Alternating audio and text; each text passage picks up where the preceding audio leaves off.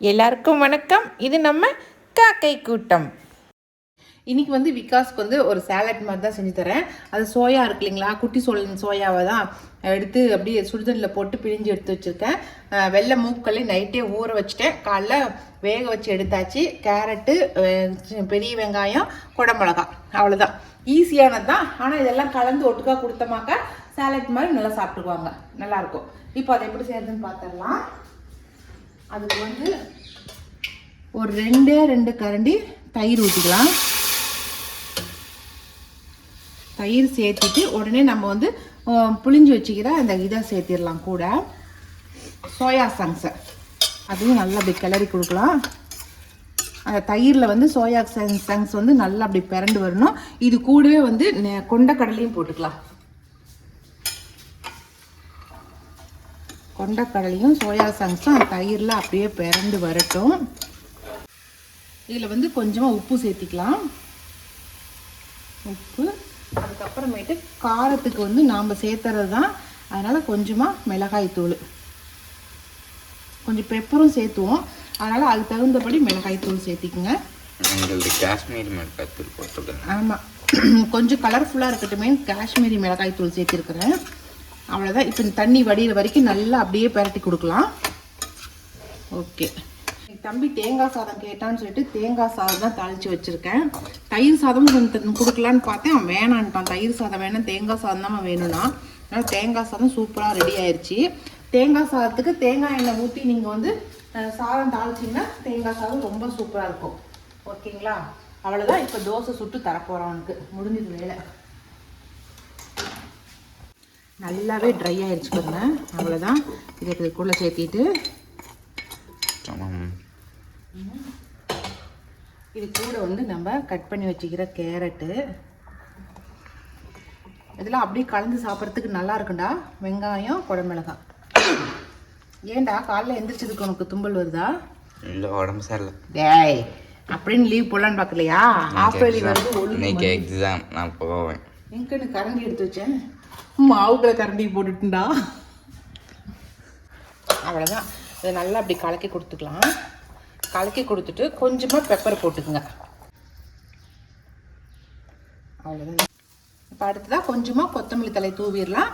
கூட வந்து லெமன் இருந்தால் தான் அந்த அது என்னது சேலட்டுக்கே ஒரு சிறப்பு. ஆமாம். இல்லை, டேஸ்ட் கொஞ்சம் புளிப்பாகவும் காரமாகவும் இதாகவும் நல்லா இருக்குதுல்ல, அது அந்த லெமன் போட்டால் தானே. அவ்வளோதான். இன்றைக்கி விகாஸோட சேலட்டு ரெடி ஆயிடுச்சு. அடுத்த ஐட்டம் இன்னும் ரெடி பண்ணணும். இந்த பாருங்க, 2 பேர் ஊற வச்சுருக்காங்க. அக்காலும் தம்பியும் ஊற வச்சுருக்காங்க. இந்த சூஸ் ரெடி போடணும். என்னத்தை போடணும்? சூஸ். அவனுக்கு இந்த தோசையை சுட்டு கொடுத்துட்டு வேகவே இல்லையே. அது வேகலைன்னா விட்டுருவோண்ணா. டைம் ஆகுதுல, வேகாம என்ன பண்ண போகுது? 8 மணிக்கு வேணு. டைம். ஆமாப்பா, பிடிச்சிடலாமா? 10 நிமிஷம் இருக்குமா? இப்போ விகாஸோட லஞ்ச் எல்லாத்தையும் பேக் பண்ணிட்டேன். தேங்காய் சாதம், சேலட், அதுக்கப்புறம் லட்டு. நான் பால் லட்டு செஞ்சோம், அதை அவனுக்கு ஸ்கூலுக்கு கொடுத்து விட்ருக்கேன். அதுக்கப்புறம் இன்னைக்கு வந்து சிப்ஸ் பொரிச்சிட்டேன். இன்னைக்கு சீக்கிரம். அவ்வளோதான். இன்னைக்கு எல்லாத்தையும் பேக் பண்ணிட்டேன். ஓகே தம்பி, இந்த லஞ்ச் பாக்ஸ் எங்கள் பேக் இல்லை. இன்னைக்கெல்லாம் பஸ்ஸை பிடிச்சிருவோம். நாங்கள் பஸ்ஸை பிடிச்சிட்டோம். அப்படிதான் நினச்சிட்டு இருக்கோம். இருடா, மூடலின்னா போகிறதுக்குள்ள கொட்டி போயிடும். இன்னைக்கு வந்து ஜூஸ் போட்டேன். இருக்குமா? ஸ்பூன் போட்டாச்சா? போட்டேன். ஓகே தம்பி. இதே 1 கிலோ இருக்க மாட்டேங்குது. சாப்பிட்றதெல்லாம் தூக்கிட்டு போறேன். நிறைய பேர் வந்து குக்கியோடைய ரூம்ப காட்டுங்கன்னு சொல்லி கேட்டிருந்தீங்க. இதுதான் குக்கியோட ரூம் டூர் பாத்துக்குங்க. குக்கி அந்த பக்கம் வந்து மழை பெஞ்சு சாரல், அந்த பக்கமும் வெளிச்சம் அடிக்கும். வெளிச்சம் வரணுங்கிறதுக்காக தான் அந்த பக்கமும் கிரில் போட்டிருக்கோம். மழை பெஞ்சா சாரல் உள்ள போக கூடாதுன்னு இந்த மாதிரி டோர் போட்டு விட்டோம். அப்புறமேட்டு ஏன் வந்து குக்கி ரூம்ல போட்டு அடைச்சு வச்சுக்கிறீங்கன்னு கேட்டீங்க. இப்ப ஒரே நிமிஷம் திறக்கிறேன் பாருங்க. ஒரே நிமிஷம் பாருங்க. ஐயோ, இப்படி பண்ணா எங்க டான்ஸ் ஆடி குதிக்கும் குக்கி. அவன் குதிக்கிறது மட்டும் இல்ல, என்னத்தை தூக்கிட்டு வந்தவரு செடிங்க தேங்காய் வீட்டில் இருக்கிற எந்த பொருள்னாலும் சரி எடுத்து எல்லாத்தையும் பிச்சு போட்டுறான். அதனால நைட்டாவது உள்ள இருக்கட்டும் அப்படிங்கிறதுனால தான் எங்களுக்கு டென்ஷன் ஆகி போயிடுது. அதுக்கு தான் அவனை வந்து ஒரு ரூம்ல போட்டு வைக்கிறது. அது இல்லாம வெளியில ஓடி போயிடுறான். நம்ம எல்லா நேரமும் அப்படியே பார்த்துக்கிட்டே இருக்க முடியாது இல்லைங்களா. வெளியே ரோட்டுக்கு ஓடி போயிட்டானா ஏதாவது வண்டியில அடிபட்டுருவான், எல்லாமே யாராவது பிடிச்சிட்டு போயிடுவாங்க. இது மாதிரி நிறைய பிரச்சனை இருக்குது. ஆல்ரெடி நாங்க ஒரு டாக் வளர்த்துனோம். அந்த நாய் அப்படிதான் வெளியே போய் ரோட்ல அடிபட்டதுனால எங்களுக்கு கொஞ்சம் பயம். சரி வேண்டாம், நாங்க வந்து திறந்து விடுறதுல நாங்க இருக்கும்போது எங்க வீட்டுக்காரரு வருஷம் இருக்கும்போது நாங்க கூட்டிட்டு போறது வெளியில. ஆனா வெளியில போனாலாம் பாத்ரூம் போக மாட்டேங்கிறான். டெய்லி டைமுக்கு கூட்டிட்டு போறோம், பாத்ரூம் போறதுல உள்ளே தான் போறது. வருஷாக்கு இது கிளீன் பண்றதே தான் வேலையா போயிடுது. அதனால இப்போ அவுத்து விட்டாலா, இப்போ க்ளீன் பண்ணி இது இந்த ரூம்பையே கழுவி விட்டுட்டு அதுக்கப்புறம் கொஞ்சம் நேரம் கழிச்சு தான் மறுபடியும் உள்ளே போடுவோம். அதனால வந்து போட்டு பெட் அனிமலை போட்டு அடைச்சி வச்சிருக்கோம் அப்படின்னு நினைக்காதீங்க. ஒரு சில காசு போட்டு வாங்குறத பத்திரமா தானே பார்த்துக்கணும். அது இல்லாம இதுக்கு இன்னும் இப்பதான் 7 month ஆகுது. ஃபுல்லா ட்ரைனும் ஆகல. மெத்த நாய் பார்த்தா குட்டினால அந்த நாய் பின்னாடியே போயிருது, பெரிய நாய் பின்னாடி. தூக்கிட்டு போய் போறேன். காடு ஃபுல்லா உரிச்சு போட்ட தேங்காய் தான் கிடக்குது இந்த குக்கி பண்ற வேலை. சரி, அதனால தப்பா நினைச்சுக்காதீங்க. இப்போ வந்து சாயந்தரம் ஆயிடுச்சு. இப்போ விகாஸுக்கு வந்து ஏதாவது ஸ்நாக்ஸ் செஞ்சு தரலாம் அப்படின்ட்டு. ஏன்னாக்கா அவன் 6 மணிக்கு வரான் கிளாஸ்லாம் முடிச்சுட்டு. அதனால் அவனுக்கு இந்த ப்ரெட்டில் வந்து சீஸ் போட்டு எப்படி வச்சு வருஷா கார்ன் சீஸ் ப்ரெட் வந்து டோஸ்ட் பண்ணி கொடுக்கலாம் அப்படின்ட்டு இருக்கிறேன். உனக்கு வேணுமா வருஷா? ஆமாம். அப்போ அவன் மட்டும்னா நான் எனக்கு என்னவா? இல்லை, அவன் தான் போயிட்டு கொஞ்சம் டயர்டாக வரான். உனக்கு வேணுமான்னு அதான் கேட்டேன். நீ வந்து வெயிட் போட்டுரு, எனக்கு வேணாம் சீஸ் போட்டா அப்படின்னு சொல்லுவேன். சொல்ல மாட்டேன். யாரும் வர மாதிரியே இருக்கு. குக்கி தான் சத்தம் பண்ணு. இந்த இந்த இது இருக்கும் பரவாயில்ல, ஈஸியாக நல்லா அப்படியே அப்படியே சுத்த கரெக்டாக வந்துருச்சு. பத்தியா? எதில் வாங்கினீங்க? அமேசானில் தான். நமக்கு இந்த மாதிரிலாம் பொருள்லாம் அமேசான் மீசம் விட்டு வேறு எதில் கிடைக்க போகுது? கொசு உள்ளே விழுந்துச்சு. இல்லை, இது வந்து ரொம்ப ஈஸியாக செய்யக்கூடியது. டக்குன்னு செஞ்சுருக்கலாம். கொஞ்சமாக பெரிய வெங்காயம் சேர்த்திக்கலாம். அதுக்கப்புறமேட்டு இதுக்கு தேவையான அளவு கொஞ்சமாக உப்பு சேர்த்திக்கலாம். அதுக்கப்புறமேட்டு சில்லி ஃப்ளேக்ஸு, காரத்துக்கு நம்ம கொஞ்சமாக சில்லி ஃப்ளேக்ஸ் சேர்த்திக்கலாம். போதுமா சார்? அதுக்கப்புறம் இத்தாலியன் சீசனிங் இது போட்டால் தான் அந்த வாசமே அடிக்குது. பற்றி ஒரு சார் போதும். அதுக்கப்புறம் கொத்தமல்லி தழை. ஓகேவா? எதுக்குமா இவ்வளோ கொத்தமல்லி தழை? கொத்தமல்லி 2 பேத்துக்கும் பிடிக்காது. உனக்கு பிடிக்காதா? அவனுக்கும் பிடிக்காது. அப்போல்லாம் கொத்தமல்லி தழை போட்டு நல்லா செஞ்சால் தான் நல்லாயிருக்கும். ப்ரெட்டை வந்து இப்படி ரவுண்டாக கட் பண்ணிட்டேன். நம்ம சதுரமாகவும் கட் பண்ணி. எனக்கு ஒன்றா உனக்கு ஒன்றா பைய இதில் வந்து மைனைஸ் போட்டுக்கணும். அது கரெக்டாக சொல்கிறேன் வருஷா. போதுமா? அது வீட்டில் என்ன சாஸ் இருக்குதோ அந்த சாஸை எடுத்து நீங்கள் போட்டுருங்க. இந்த மாதிரி தடவிக்குங்க.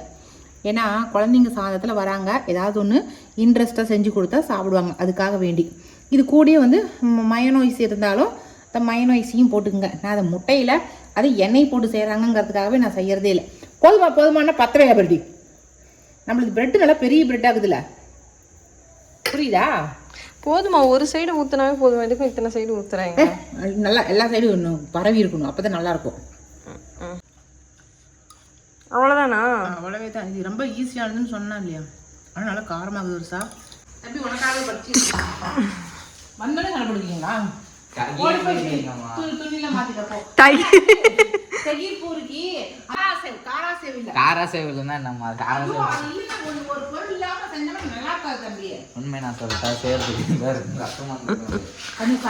ஏண்டா உனக்கு இவ்வளோ கஷ்டப்பட்டு இதை செஞ்சு கொடுக்குறாங்க. இது வந்து அதே பிரெட் அப்படியே போட்டு தொலைமானா உருண்டையா போட்டால் தான் தின்னுவான்ட்டு உருண்டையா வர வெட்டி போடுறாங்க.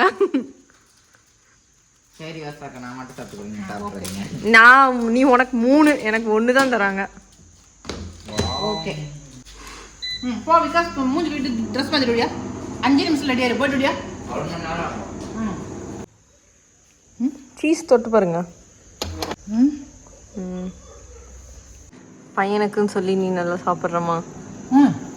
இன்னும் வச்சுக்கிறா. பீஸை பீஸை எனக்கு கொடுத்துட்டு அவனுக்கு நல்ல பீஸ் தர. அவ்வளோதான், சூப்பராக டேஸ்ட் ஆகுது. இன்னும் மொசரில்லா சீஸ் போட்டிருக்கணும், அவ்வளோதான். ஓகே. இன்னைக்கு நைட்டுக்கு வந்து மைதா மாவு வச்சு ஒரு சப்பாத்தி மாதிரி நான் மாதிரி ஒன்று செய்யலாம் அப்படின்ட்டு இருக்கிறேன். கூட வந்து முட்டை கிரேவி தான் செய்யலாம் அப்படின்ட்டு இருக்கேன். என்னது? முட்டை கிரேவி. முட்டை கிரேவி. ஓகே, தேங்காய்லாம் இதை அரைச்சி ஊத்தாம கொஞ்சம் ஈஸியா செய்யற முட்டை கிரேவி. அது எப்படி செய்யறதுன்னு பார்த்தா முட்டைனாவே பிடிக்காதுங்க. மிளகு கொஞ்சமா போட்டுக்கலாம். அது கூட ஒரே ஒரு பச்சை மிளகா. இது வந்து ரொம்ப ஈஸியா செஞ்சிடலாம். பேச்சுலர்ஸா இருக்கிறீங்களா ஈஸியா செஞ்சுக்கலாம். ஸ்கூல் காலேஜ் படிக்கிற பசங்களாம். இது வந்து கொத்தமல்லி தழை, அதுக்கப்புறம் ஒரு 5-6 முந்திரி தண்ணியில போட்டு ஊற வச்சிருக்கிறேன். 10 முந்திரியே இருக்குங்க, அவ்வளோதான். அதுக்கப்புறம் தக்காளி 2 தக்காளி கட் பண்ணி வச்சிருக்கேன், அதையும் இது கூட சேர்த்திக்கலாம். அவ்வளோதாங்க. இப்போ இதை மட்டும் நம்ம நைஸாக அரைச்சி எடுத்துக்கலாம். ஓகே, நான் அரைச்சிட்டு வந்துடுறேன். எனக்கு முன்னாடியே தொக்கை எடுத்து கொடுத்துருங்க. எனக்கு முட்டை போட்டு கொடுங்க. எனக்கு என்ன முட்டை சாப்பிடாம முட்டையில தான் புரோட்டீன் சத்தே இருக்கு. எனக்கு முட்டை பிடிக்காது. எனக்கு முட்டை பிடிக்காது. மஞ்சள் கருவு எடுத்துட்டு வெள்ளை கருவு மட்டும் சாப்பிடு. எனக்கு முட்டையே பிடிக்காது. மஞ்சள் கருவு வெள்ளை கருவு அடி பிச்சிரும். நீ என்ன முடியாது.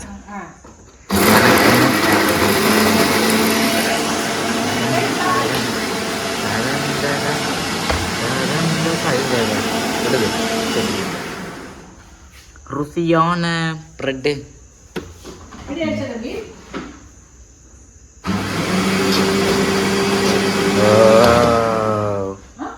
சூப்பரா இருக்குதுமா. அதுக்குள்ள எங்க அம்மா அரைச்சிட்டாங்க. என்னத்துக்கு பிரெட் கிரம்ஸ் இது பண்ணிட்டுக்கிறீங்க? கண்ணியா, அது உனக்கு ரவுண்ட் ஷேப்ல கட் பண்ணல அந்த பிரெட் டோஸ்ட் பண்றதுக்கு. அதுல மீதி சைடுல இருக்குதுல்ல, அந்த பீஸ் எல்லாம் வேஸ்ட் பண்ணக்கூடாதுன்னு அதை வந்து அரைச்சி இப்படி வறுத்து அதை மறுபடியும் ஒரு ட்ரிப்பு அரைச்சி வச்சிட்டோமாக்கா அதுதான் பிரெட் கிரம்ஸ். ஓகே, எதுக்கு எடுத்து ஃப்ரிட்ஜில் போட்டு வச்சுட்டோமாக்கா நம்ம ஏதாவது உருண்டைகள்லாம் செய்யும் போது அதில் போட்டு உருட்டி உருட்டி நம்ம பொரிச்சிக்கலாம். ரொம்ப நல்லா இருக்கும். அதுக்காக தான் முட்டை அரைச்சி. ஓகே, இப்போ இது கிரேவிக்கு நம்ம அரைச்சி எடுத்துட்டோம். நம்ம இப்போ தாலி பொண்ணு கொடுத்துடலாம். விகாஸ் தம்பி சாப்பிட்டு வந்துருக்கா, அதுக்கப்புறம் தாளிச்சிடலாம். இப்போ நம்ம என்ன செய்ய போகிறோம்? முட்டை குழம்பு. உங்கள் அருமையான உப்பிடப்போ நான் எடுத்துறேன்.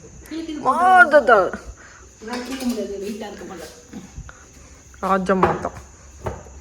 ஓகே, இப்போ வந்து கொஞ்சமாக எண்ணெய் விட்டுக்கலாம். எண்ணெய் விட்டு அதில் வந்து முட்டையை போட்டுக்கலாம். அப்படி போடக்கூடாதுமா, கொஞ்சம் மஞ்சள் போட்டுக்க வேண்டியது. ஃபர்ஸ்ட் இது எண்ணெய் சூடாகிறதுக்கு முன்னாடி எல்லாத்தையும் போட்டுட்டு அதுதான் போடுறேன். அதுக்கப்புறம் தான் முட்டையை போட்டு ஃப்ரை பண்ணி விடணும். ஆமாம், கொஞ்சம் அந்த மிளகா கொஞ்சம் போடுங்க. நான் சொல்லி தரதா இருக்கு.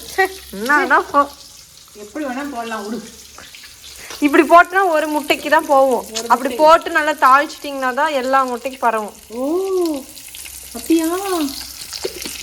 எடுத்து ஃப்ரை பண்ணிடுங்க.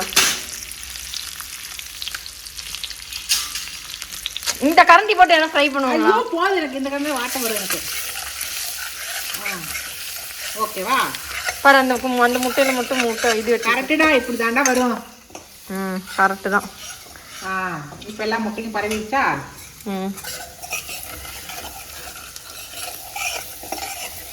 கொஞ்ச நேரம் அப்படியே இருக்கட்டும். அப்பதான் கொஞ்சம் எசன்ஸ் இறங்கும். எசன்ஸ் இறங்குனா இந்த குட்டி முட்டையெல்லாம் அம்மாக்கு, பெரிய முட்டை எனக்கு.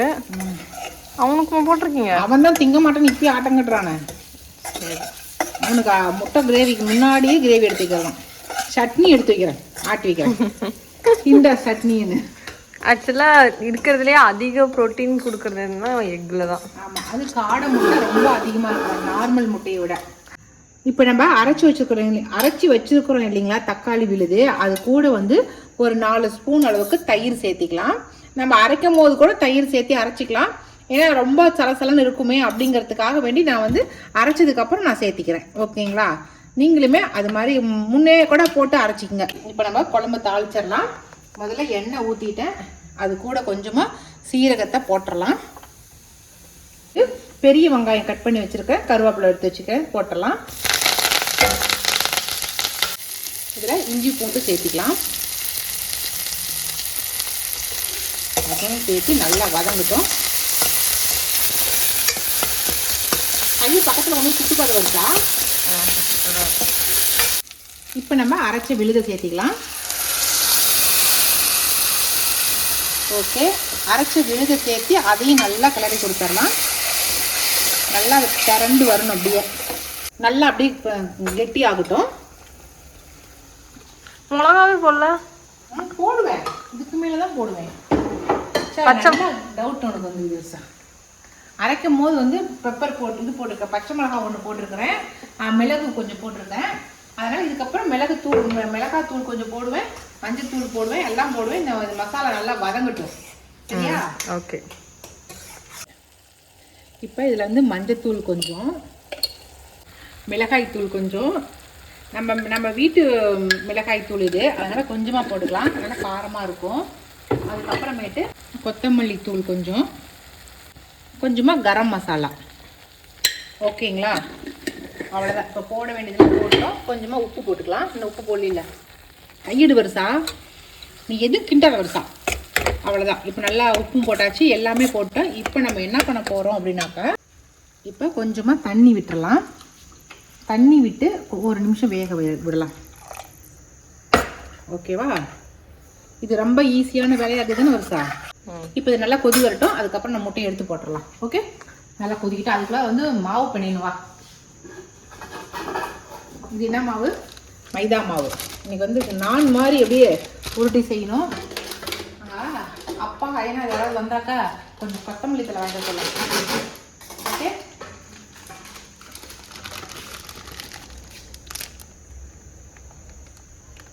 ஃப்ளோர் மாவுமா? இதுக்கு கொஞ்சமாக உப்பு, இதுக்கு தயிர். இது வந்து தயிர் போட்டு இந்த இது நானுக்கு பிணைஞ்சாதான் ரொம்ப நல்லாயிருக்கும். ஓகே, அது கொஞ்சம் இதாக இருக்கும், புளிப்பாக இருக்கும். புளிப்பு தயிர் போட்டுறாதீங்க, நல்லாவே இருக்காது.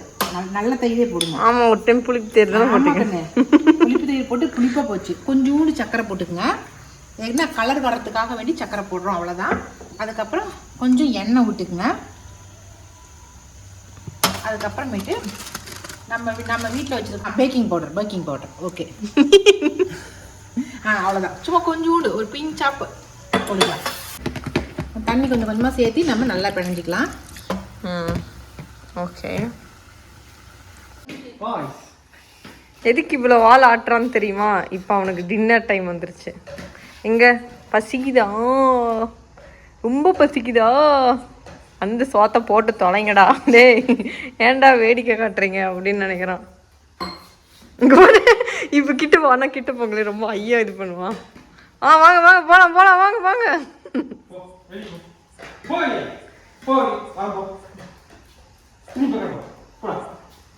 ஓகே, இப்போ வந்து இந்த முட்டையை எடுத்து இதில் போட்டுடலாம்.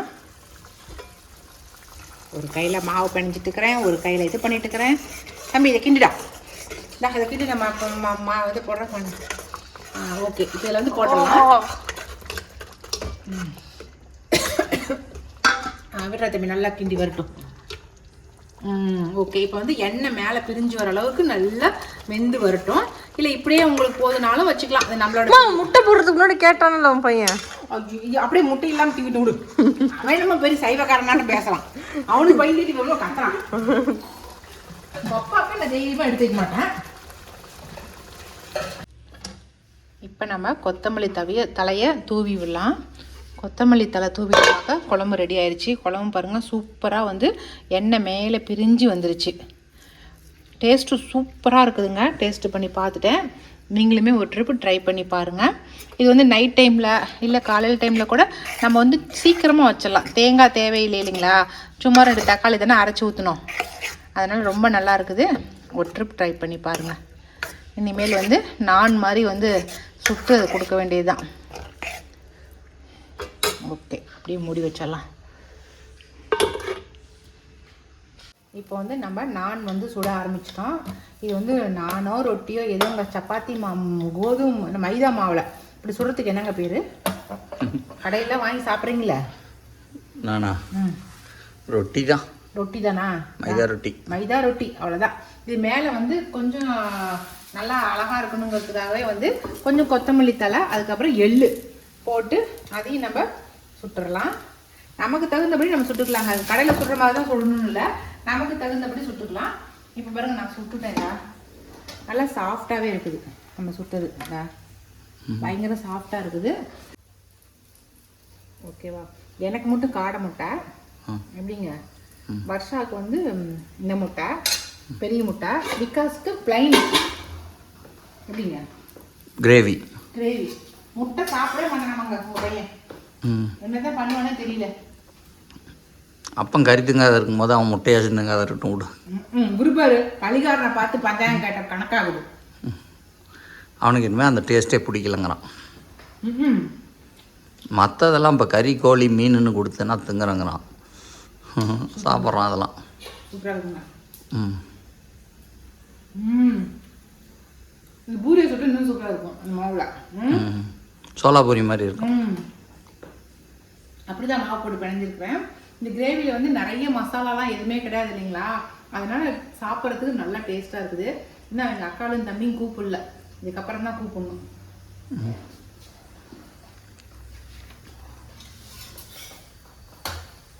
ஓகே, நான் 2 சப்பாத்தி சாப்பிட்டு போய் கூப்பிடுறேன்.